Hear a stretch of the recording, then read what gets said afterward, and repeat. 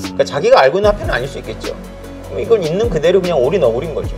그러니까 채굴자라는 게 이름이 좀 오해를 유발하죠. 곡괭이등 채굴하는 게 아니라 사관들입니다. 비트코인의 거래를 장부에 기록하는 사관들이죠. 그러니까 실문 자산에 대해서 금융이 선행한다면 금융에 대해 선행하는 게 이 가상자산이죠. 제가 알고 있는 지표 중에 이건 투자하시는 분들은 참고하십시오. 100% 유일한 지표가 요겁니다.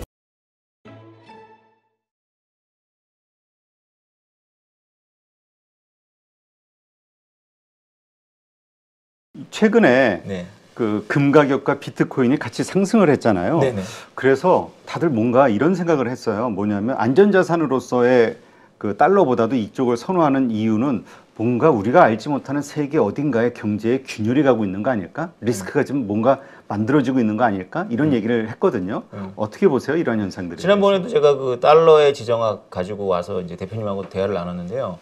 대표님인 것 같은데 대만이냐 중동이냐 그래서 제가 중동을 찍었어요. 근데 역시나 그 이후로 중동이 불안하잖아요. 중동 좁게 보면 이거는 뭐 하마스하고 이스라엘의 오래된 갈등이잖아요. 근데 미국이 피보트 아시아라고 해가지고 오바마 2기 때부터 거기서 항공모함 빼가지고 동아시아 갖다 놨거든요. 대중국 봉쇄 때문에. 네. 중동이 지금 약간 진공 상태입니다. 그래서 최근에 지난 70년 동안 보이지 않던 일이 막 벌어져요. 미국 유조선을 막 납치하거나 공격을 합니다. 그것도 그냥 테러리스트가 아니라 이란 혁명 수비대가. 오늘 뉴스를 봤더니 예멘이 그 하마스를 응원하기 위해서 수에즈 운하를 봉쇄했어요. 그래서 배들이 이제 머스크부터 시작해갖고 저 희망봉을 돌아야 됩니다. 그렇죠. 네. 지금 우리가 누렸던 70년대의 질서가 바뀌고 있어요.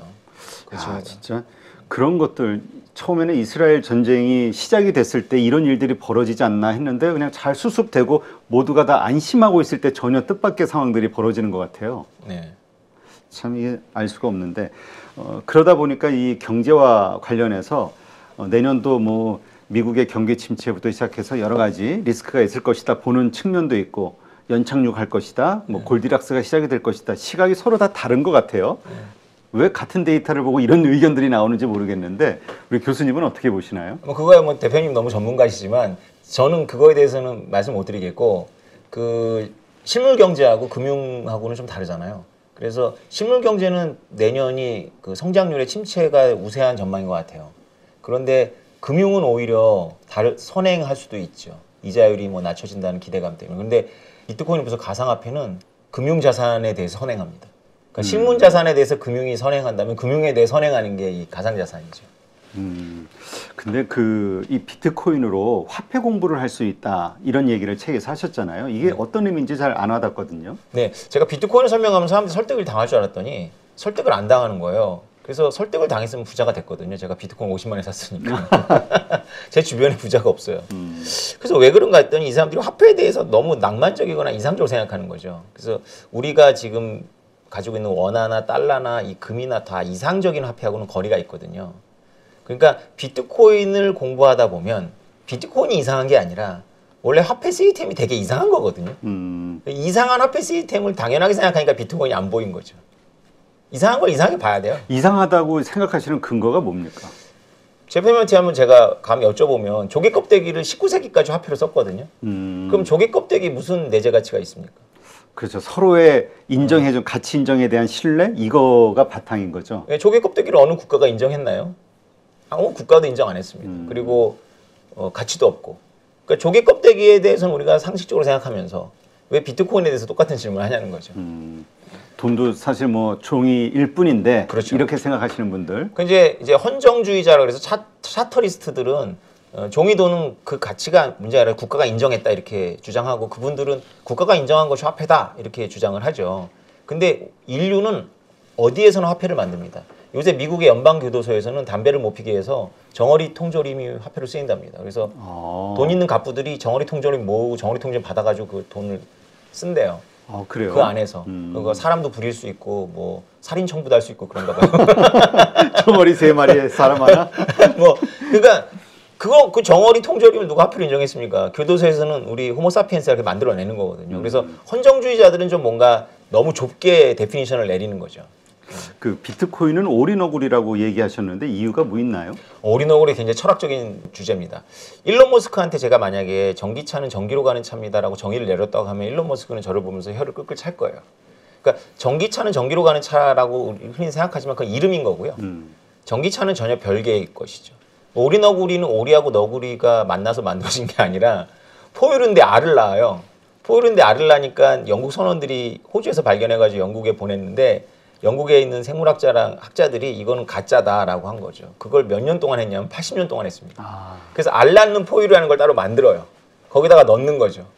예, 이게 되게 철학적인 주제인데 과연 인간이 아주 새로운 것을 이해할 수 있느냐라는 주제거든요. 그래서 철학적인 주제인데 제가 비트코인을 발견하고 주변에 설명을 하면 자기가 알고 있는 화폐가 아니라는 이유로 아무것도 아니라는 결론을 너무 쉽게 내리는 거예요. 그러니까 자기가 알고 있는 화폐는 아닐 수 있겠죠. 그럼 이건 있는 그대로 그냥 오리너구리인 거죠. 하긴 비트코인에 대해서 이야기 나왔을 때 저도 5년 전, 6년 전, 7년 전, 7년 전쯤에 들었을 때 그 웃고 넘겼거든요. 이게 말도 안 되는 소리라고. 근데 이렇게 정말 그 가치 수단으로서 이렇게 자리 잡는 거 보면서 저도 깜짝깜짝 놀라긴 하거든요. 그리고 야, 나도 감이 참 없구나. 이런 생각을 하는데 지금 이 비트코인을 만든 그 사토시 나카모토 네. 이분은 도대체 누굽니까? 뭐 전에는 뭐 일론 머스크이다 뭐 이런 얘기도 있었고 근데 그분이 가지고 있는 그 양만 해도 어마어마하다 뭐 이런 얘기도 있잖아요. 그렇죠. 세계 최고의 부자가 될 거예요. 110만 개니까. 네. 근데 왜 존재가 이렇게 밝혀지지 않는 이유가 있나요? 본인이 존재를 감췄고요. 활동을 처음에 이제 아무도 이 컬트적이었잖아요. 자기네들끼리만. 이 컬트를 몰랐을 때는 이제 제자들을 가르쳤어요. 이메일로. 일일이 친절히 설명도 하고. 그러다가 이제 어느 순간에 인사도 없이 사라졌습니다. 그것이 이제 팩트예요. 사라져서 나타나고 있지 않다는 거. 그 사람이 가지고 있는 코인을 만약에 쓴다. 그러면 다 드러나나요? 그렇진 않아요. 지금도 한 6개월에 한 번씩 그 사토시 시절에 코인이 움직였다는 뉴스가 뜹니다. 사실 이제 오늘도 그 말씀을 드리려고 했는데 왜 가격이 최근에 2주 동안 안 좋았잖아요. 네네. 2주 전에 뉴스가 떴어요. 사토시 시절에 코인 1000개가 움직였다고. 제가 알고 있는 지표 중에 이건 투자하시는 분들은 참고하십시오. 100% 유일한 지표가 요겁니다. 그러니까 사토시 시절에 코인이 움직였다 그러면 한 1주나 2주는 가격이 안 좋아요. 한 번도 예외가 없었어요. 그 나머지 물량이 다 나올 수 있다라는 공포? 두려움 때문에 그렇습니다. 그러다 이제 또 이게 없어져요. 까먹고. 그리고 이제 전문가들이 저 같은 이제 미국에 있는 전문가들이 이제 추적을 해갖고 이거 사토시 거 아니야 이렇게 해주면 또 안심하고. 근데 주기적으로 반복되거든요. 그러니까 아직까지는 그런 일들이 반복이 됐어도 사토시가 직접 매각했다 이런 증거는 하나도 없다 이렇게 보는가요? 사토시가 혼자서 한 1년 동안 채굴을 했는데 그 1년 중에도 이 사람들이 채굴을 간혹 했습니다. 근데 1년 동안 한 채굴량이 움직이면 사토시 시절에 코인이 움직였다는 거고 첫 번째 블록체인이 만약에 움직인다. 그럼 그건 사토시 거예요. 근데 첫 번째 블록체인은 제가 사토시에도 안 움직이죠. 존재가 확 드러나니까 그렇죠. 결국은 추적이 금방 되겠네요. 네. 그 세무당국 조사도 받겠는데요. 바로 그거예요. 그래서 크랙 라이트라는 호주 사람이 자기가 사토시 나카모토라고 2016년도에 BBC한테 1억 5천만 원 정도 에이전시를 써가지고 뉴스에 나왔어요. 근데 사실은 그때 우린 뉴스인 줄 알았더니 광고였던 거죠. BBC도 그런 걸 하더라고요. 근데 사람들이 첫 번째 블록 움직이라는데 여태까지 못 움직이고 있거든요. 그래서 이제 거짓말쟁이로 이제 저희 같은 사람들은 생각하고 크랙 라이트의 지지자들은 이제 사토시 나카모토라고 생각을 하는데 그걸 만약에 움직인다 그러면 이제 사토시 나카모토가 누군지 바로 증명이 되는 거죠. 하여튼 참 대단한 천재 같은 생각이 드는데 그리고 또 그것의 가치를 일찍 알아본 사람들 역시 엄청난 천재라고 봐야겠죠. 저도 기억나는 거는 그냥 웃으면서 보다가 피자 한 판을 시켰는데 뭐 비트코인 몇 개를 줬다 이 뉴스 해외 토픽 그래서 살 수 있어 가상자산으로 그러면서 그 피자 가게 주인을 웃었던 그리고 가지고 있으면 어마어마한 부자 됐을 거 아니에요. 그 스토리를 좀 말씀드리면 제레인 스튜번트라는 그 영국 청년이 이게 비트코인을 많이 갖고 있는 개발자였습니다. 지금도 유명한 개발자인데 그 개발자 비트코인이 남아도니까 이걸 써보고 싶어서 나한테 피자를 보내주면 비트코인 10,000개를 주겠다고 했어요. 그래서 그게 우리가 잘 알고 있는 피자 사건인데 제레인 스튜번트라는 친구가 19살인가 그때 그 10,000개의 비트코인을 2만 원 주고 얻은 거죠. 행운한데 이 친구가 이걸 한 몇십만 원에 팔아버렸어요. 그래서 그 이후로 유명인사가 돼가지고 자기는 괜찮다. 몇 배 이익을 봤다. 근데 최근에는 얼굴이 파삭 늙었어요. 아직 30도 안 됐는데 한 50대로 보여요. 속이 너무 상해서. 그렇죠. 못 견디는 거죠. 10,000개잖아요. 그렇죠. 그랬으면 뭐 세계적인 갑부가 돼서 떵떵거리고 살았을 텐데. 네. 그래서 그 크랙 라이트라는 그분 얘기를 잠깐 하라 말았는데 그분이 자기가 사토시 나카모토라고 선언했을 때 제일 먼저 그 말을 믿은 사람이 누구냐 하면 호주의 세무당국이에요. 돈 좀 뺏겨내려고. 네, 호주의 세무 당국이 크랙 라이트의 집을 급습합니다. 근데 아무것도 못 찾아냈어요. 그래서 사토시 나카모토가 밝혀지면 사토시 나카모토가 갖고 있는 110만 개 코인 중에 한 50만 개가 세금을 내기 위해서 시장에 쏟아집니다. 그게 가장 큰 위험이죠. 그게 그래서 그 사토시가 매도할까봐 걱정하는 게 아니라 이런 방식으로 세금 때문에 그렇습니다. 세금으로 나올까봐. 네. 그래서 그게 시장의 리스크로 보이는 거군요. 만약 정부가 세금을 비트코인을 받고 보유하면 괜찮은데 그렇지 않을 거거든요. 그렇죠. 그 자산으로 가지고 있지는 않겠죠. 현금화하겠지. 지금 그 소유권에 대한 혁명이 바로 이 비트코인이라는 말씀을 하셨는데 이걸 좀 구체적으로 설명해 주시죠. 네, 이거 아주 제일 중요한 겁니다. 우리가 이 살고 있는 세상을 뭐 시장 경제 혹은 자본주의라고 부르잖아요. 자본주의라는 개념 자체가 이게 자본재를 기반으로 한 경제 시스템이거든요. 예를 들어서 공장이라든가 뭐 땅이라든가 이런 건데 이게 다 등기물이에요. 그래서 이게 남한테 다 노출되어 있습니다. 사실 심지어는 남은 모르겠지만 국가한테 노출되어 있죠. 부동산이건 자동차건 그걸 내가 점유한다고 내 게 아니잖아요. 등기가 되어 있어야 되잖아요. 근데 비트코인은 아주 비싼 건데 이게 점유물이거든요. 네. 점유물의 장점은 뭐냐면 내가 가지고 있다는 거를 숨길 수 있어요. 근데 여러분들 생각해 보시면 아시지만 지금 이 부자들이 슈퍼리치의 관점에서 정부한테 내가 가지고 있다는 걸 숨길 수 있는 자산이 있는가 생각해 보면 없습니다. 많지 않아요. 그렇죠. 액수도 제한되어 있고. 그런 소유권 혁명. 그러니까 자본주의는 기본적으로 등기물을 전제로 하고 있는데 그 등기물이 비트코인과 블록체인과 만나서 다시 점유물이 되는 거죠. 네, 그렇군요. 근데 그럼에도 불구하고 자신의 그 가치를 스스로 증명했다. 비트코인은 이런 얘기를 하셨거든요. 네. 이게 우리가 가격이 올랐기 때문에 그렇게 얘기하는 건가요? 원래 비트코인은 10만 달러 되는 뉴스가 있고 1달러를 넘는 뉴스가 있는데 사실 이론적으로는 1달러 넘었을 때 게임이 끝난 겁니다.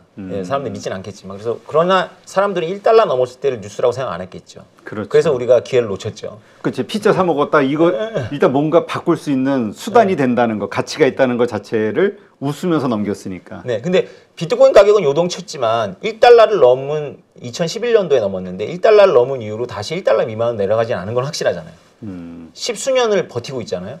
그러면 비트코인은 가치를 증명한 겁니다. 근데 이 채굴과 관련해서 내년도가 또 반감기라고 얘기하셨으니까 지금 이제 남아있는 채굴을 할 수 있는 총 양이 얼마나 되고 내년 반감기가 지나면 그 수치가 어느 정도 되는 겁니까? 2100만 개가 한계로 딱 되어 있어요. 근데 2100만 개의 한계라는 게 수학적으로는 2140년도. 아직 멀리 남아있네요. 네. 근데 이제 멀리 남은 게 아니라 사람들은 언론 기사에서는 2040년으로 나와요. 뱅글 빼먹죠. 그럴 리가 있어. 근데 사실은 2040년이 맞아요. 그러냐면 앞으로 반감기를 6번만 더하면 채굴량이 너무 적어져요. 반씩이니까 0.1개 미만으로 내려가거든요. 그래서 앞으로 20년 후에는 거의 안 나온다고 보셔야 되고 이미 다 나왔어요. 2100만 개 중에 2000만 개가 나왔고 앞으로 100년 동안 100만 개가 남아있는데 그것도 앞으로 20년 동안 거의 다 나오겠죠. 그러면 이제 그 채굴 사실 그 채굴하는 업체들 그런 기업들도 많이 있잖아요. 네. 그걸로 뭐 돈을 벌기도 하고 또 망하기도 하고 시세가 그렇죠. 안 좋으면. 네. 그럼 앞으로 이 기업들의 존재는 사라지겠네요. 어려우니까. 아니요. 그걸 제일 많이 물어보는데요. 채굴자들은 단지 신규 코인을 가져가는 게 아니고 10분 동안 일어났던 그 거래 수수료가 있습니다. 그 수수료를 같이 챙겨요. 그래서 지금은 그 코인베이스라 그래가지고 신규 채굴 물량이 워낙 비중이 크고 수수료 비중이 적지만 서서히 이게 역전될 거라고 전망하고 있어요.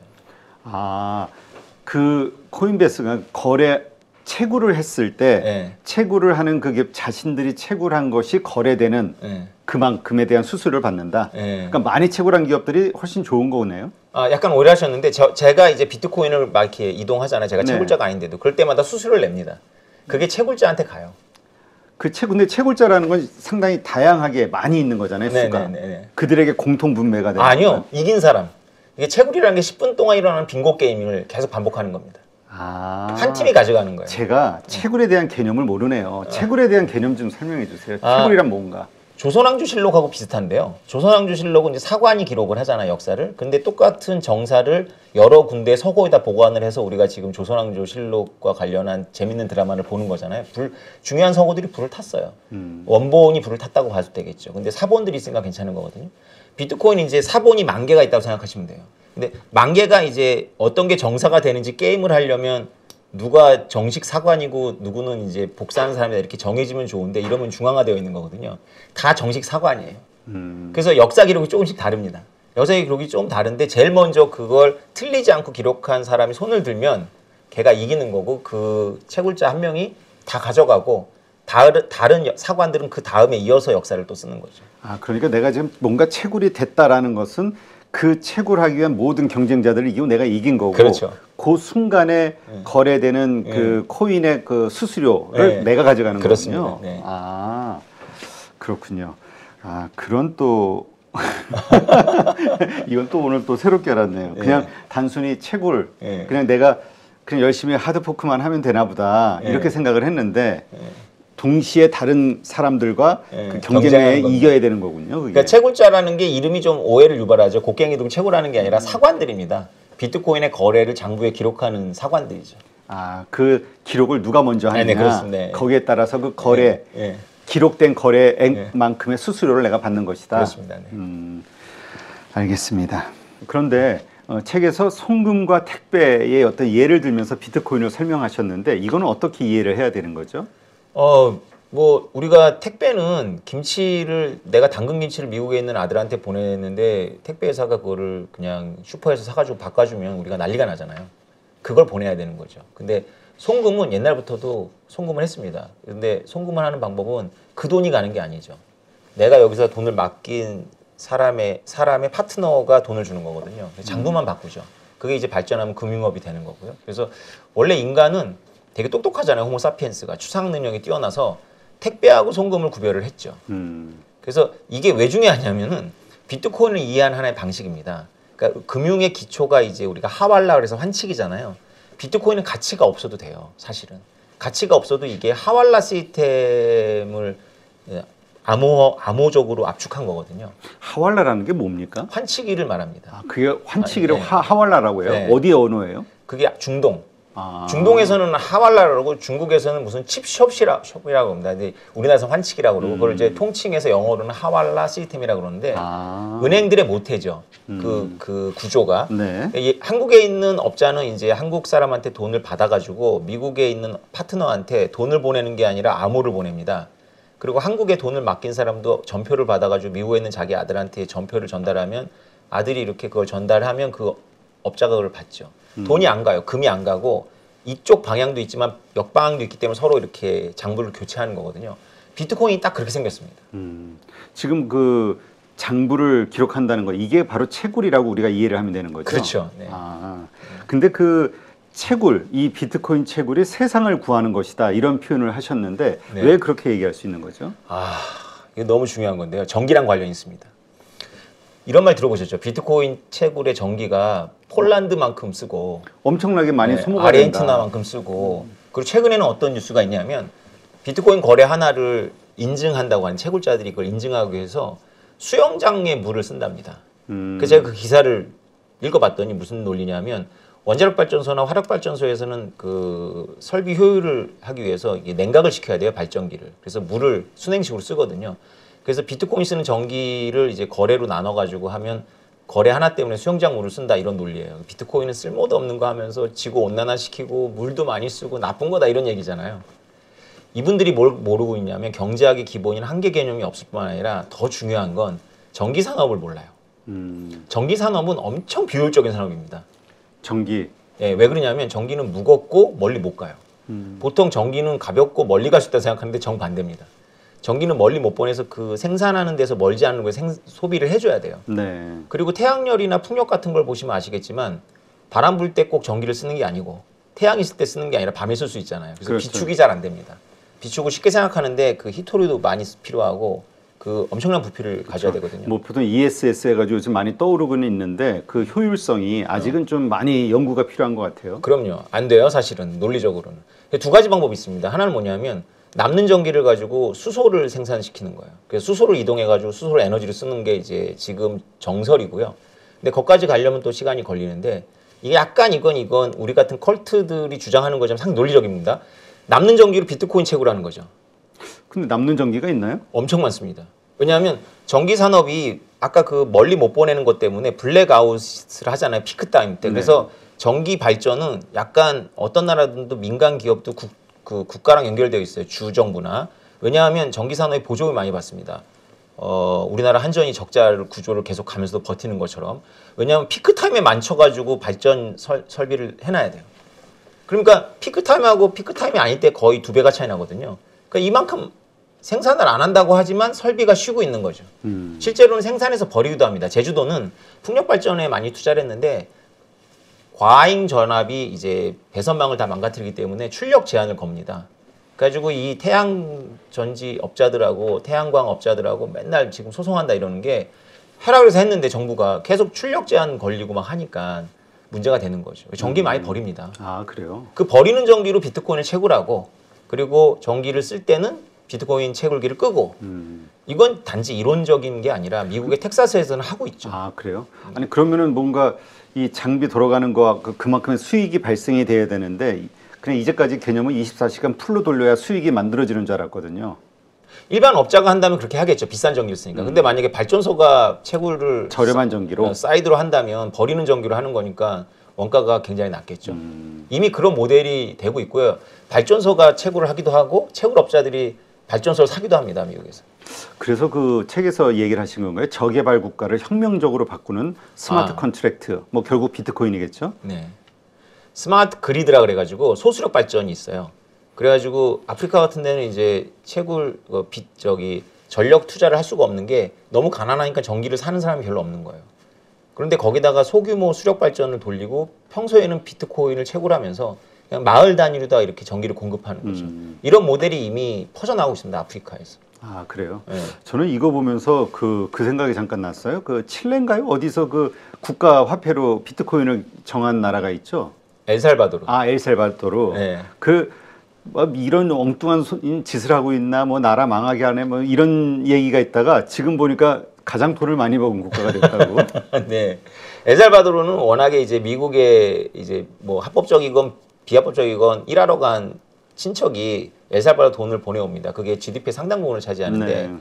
그 수수료를 이제 다국적 기업한테 뺏기는 거죠. 그게 대통령의 말이라서 제가 찾아봤더니 통계하고 약간 다른데 대통령은 엘살바도르 대통령 그게 GDP의 5%나 된다고 하네요. 수수료가. 그래서 비트코인은 그런 게 없거든요. 그래서 비트코인을 수용했고 뭐 비트코인만 쓰는 건 전혀 아니고 비트코인이 이렇게 활발하게 쓰이는 건 아닌데 달러를 쓰는 나라니까 비트코인하고 이제 병행을 하는 걸 했는데 그동안 좀 손실 구간이었다가 최근에 이제 이익 구간 돌아와서 재선을 앞두고 있는데 뭐 좋은가 봐요.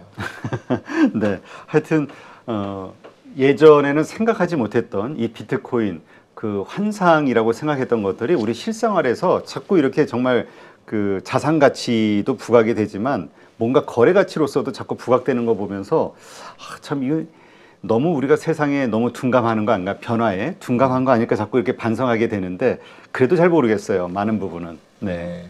그런데 비트코인만 바라보시면 그러는데요. 이게 뭐 사실 튤립이 아니라는 생각도 드는데 그동안 10년 동안 인재들이 많이 들어왔고요. 사기꾼도 많았지만 그래서 관련한 어떤 기술이나 아이디어들이 굉장히 지금 만개하고 있습니다. 그 대부분은 이제 상당히 거품인데요. 그 중에 한두 개가 이제 우리들의 삶을 또 바꾸겠죠. 네, 알겠습니다. 자, 비트코인을 어쨌건 앞으로의 그 전망을 좀 좋게 보고 투자하시는 분들에게 아까도 뭐 말씀하셨지만 마지막으로 좀 도움이 될 수 있는 말씀 해주신다면요. 네, 비트코인은 우리 주변에 있습니다. 우리나라 정부 인사도 저한테 전화를 해서 제가 비트코인이 없어질 걸 전제로 정책을 짜면 안 됩니다. 그때 놀라시더라고요. 그러니까 이게 반복되거든요. 비트코인 가격이 떨어질 때마다 엘리트나 정부 관계자들은 비트코인이 없어질 걸 전제하세요. 근데 비트코인 다시 역시 돌아오고요. 그걸 지금 보여주고 있고 우리 주변에 무조건 남아 있습니다. 그래서 여러분들이 지금 늦었지만 비트코인을 좀 공부하시면 좀 다르게 보이실 거고요. 비트코인 투자를 만약에 생각하신다면 다음 달에도 반토막이 날 수 있는 자산이다라는 각오를 하시고 단기적인 접근보다는 좀 장기적인 접근을 하시면 굉장히 좋은 성과가 있을 거라고 생각을 합니다. 네, 알겠습니다. 네, 자, 더 그레이트 비트코인 정확히 더 자세한 것을 아시려면 이 책을 통해서 네, 아실 수 있고 책의 저자이신 오태민 교수님 모시고 오늘 비트코인에 대해서 배워봤습니다. 오늘 좋은 인사이트 고맙습니다. 감사합니다.